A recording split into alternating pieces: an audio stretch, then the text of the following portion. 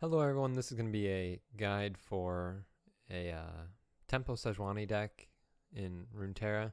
This is on Swim's website, so I'll put a link in the description if you want to check out Swim's other decks. But I just wanted to make this deck guide to kind of show you what you can do with this deck and what to look for and how to mulligan for this kind of style of deck and its win condition. I just wanted to really explain the details behind this Tempo Sejuani deck. So here are the cards that you can see on screen that it's running. I'll just let you guys look at all those cards. And so basically this is a deck is trying to finish the game off with Sejuani and Riptide Rex.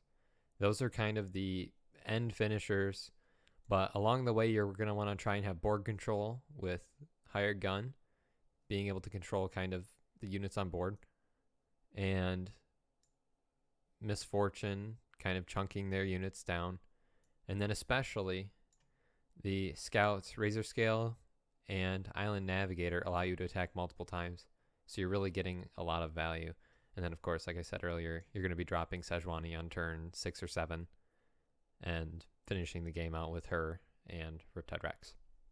So I'll jump into some gameplay so you guys can see, and I'll explain what I'm doing along the way.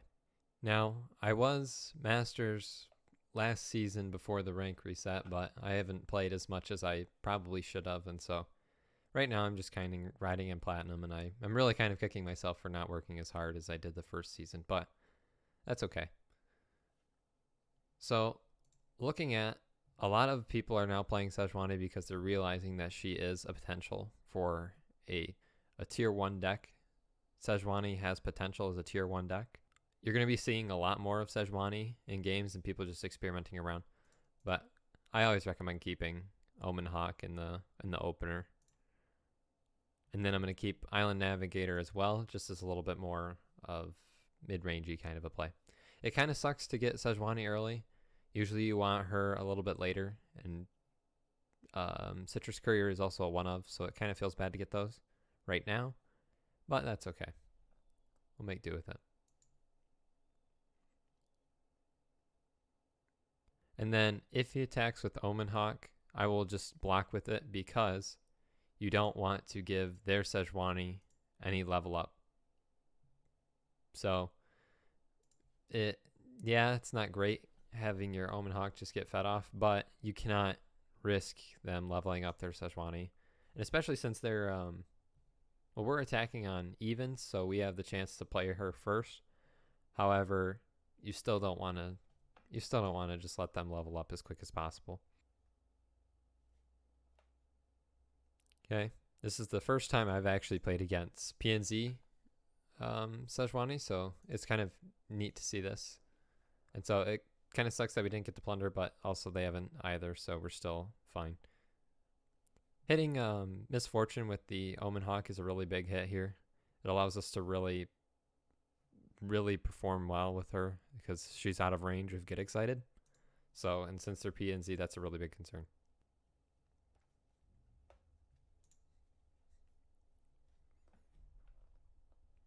Okay, so now we're playing on value, Island Navigator.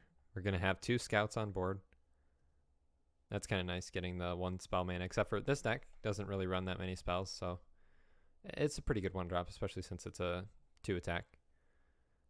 And we can kind of easily open attack with this. We're probably going to lose one or both, but the value of having Misfortune's Love Tap ability means that we hit the plunder no matter what. And if they block with either of these are both 2 attack units, so it will kill both of them.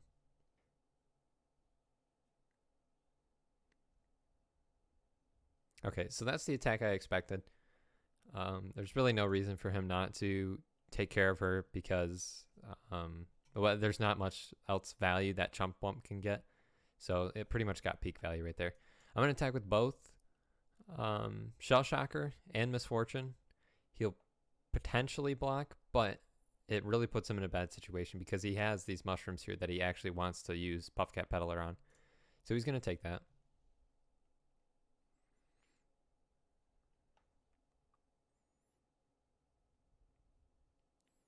Okay, so we shouldn't be surprised it was kind of a risky play, playing attacking with the Misfortune.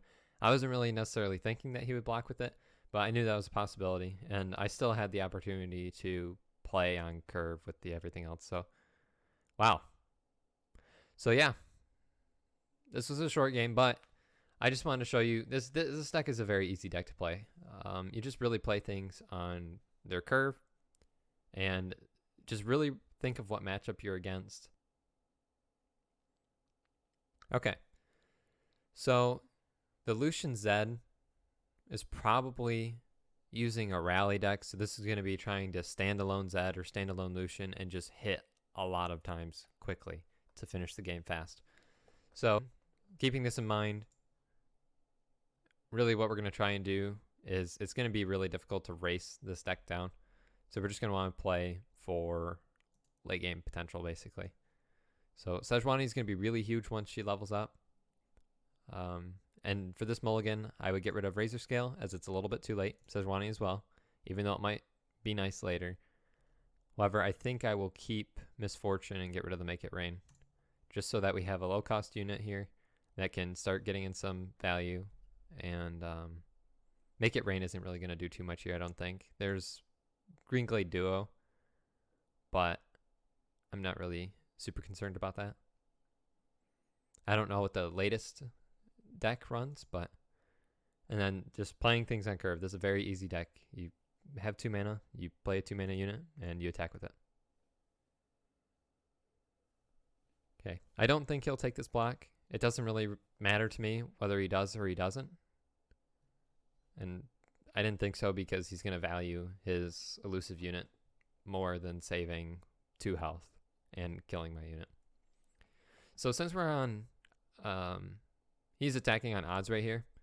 What I'm going to try to do is also use Warning Shot to start leveling up my Sejuani, because I need my Sejuani leveled up as soon as possible. But right here, I'm going to play Misfortune, I think.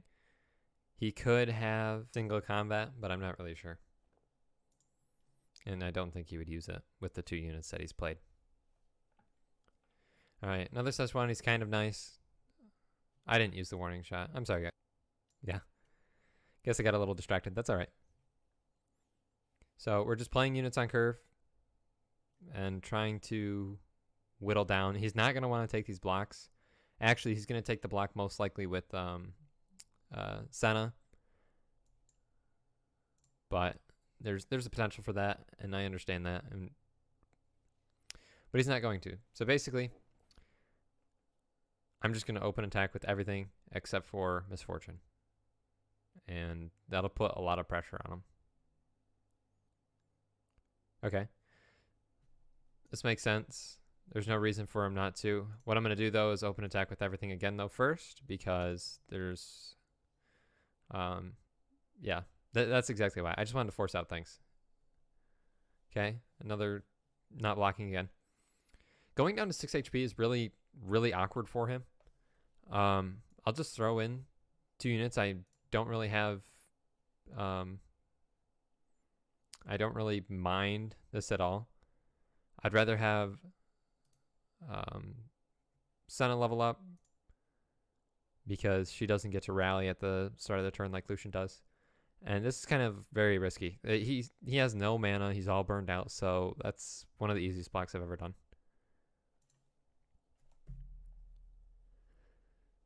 I don't lose my unit. He loses his Lucian. She gets double attack, which is a scare card, I guess. But I don't know. Losing that is kind of awkward for him. Okay. That's most likely why he decided to. I mean, there's no reason for him, basically. If he allows me to play this, this would be huge. Okay. So I have to make a choice here to go with the RNG of Misfortunes Make It Rain, or just play Navori Blade Scout, and that's exactly what I'm going to do. There's no point really me not playing that. And he misplayed right here. He should have played the Fleet Feather Tracker. Well, I don't know. If he wanted Challenger, then he would have played the Fleet Feather Tracker before Green Grade Duo. However, he obviously wanted the one extra attack. I still think he should have probably went for the Challenger, because then he could easily get a on value play like killing the Island Navigator. But I also see why he did that. Now what's really interesting to me is that he's choosing to lose one of his Green Glade Duos, I guess. He just wants in damage, which is perfectly fine. I mean, it's not bad. I'm going to make sure I don't forget to do my warning shot again, like I did last turn. And basically, I really don't want to go that low, but I also don't want to lose all of my tools. So he could have another rally. I think I'm just going to go for the Fleet Feather Tracker. I think that's the best move. Blocking the Lucian blocks 3 damage, but there's still a Lucian and the Fleet Feather Tracker, so just keeping my unit alive is really important. So I'm going to be very comfortable with using Misfortune's Make It Rain in a couple turns, because there's no point in not using that. However, I'm going to play Sejuani now, because I will get a lot of value with Frostbiting and making Senna vulnerable. This is a problem, though, with making Lucian level up. Having Lucian level up is pretty bad. So I think going for the Lucian here, I can't have him be rallying when a unit dies. So it's just going to be too much value.